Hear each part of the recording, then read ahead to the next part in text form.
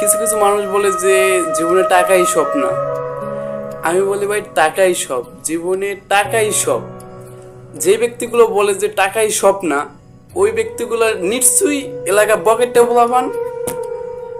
পোলাপান এছাড়া মানে ভালো পোলাপান এগুলো বলবেই না যে জীবনে টাকাই সব না। আর ভাই তুই এটা বিপদে পড়ে দেখ, তারপর দেখ যে তোর লাইফে টাকাই সব না, না অন্য অন্য কিছু যে তোর জীবনে সব।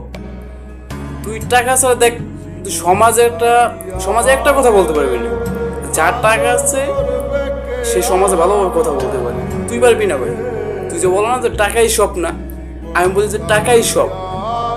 এই জীবনে চলতে হলে টাকার খুবই দরকার আছে, খুবই দরকার।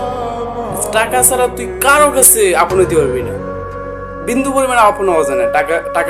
টাকা ছাড়া কারো কাছে আপন হওয়া যায় না। যাই বলো, যে বাপ মা যাই বলো, এভরিথিং, আত্মীয় স্বজন যা আছে, তোর টাকা আছে, তোর দুনিয়াতে সব আছে। তোর টাকা নাই, দুনিয়াতে কিচ্ছু নেই।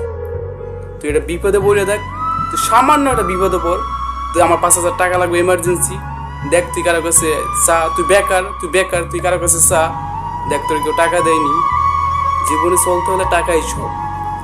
আমি মনে করি যে টাকাই সব, টাকা ছাড়া কোনো বিকল্প নেই।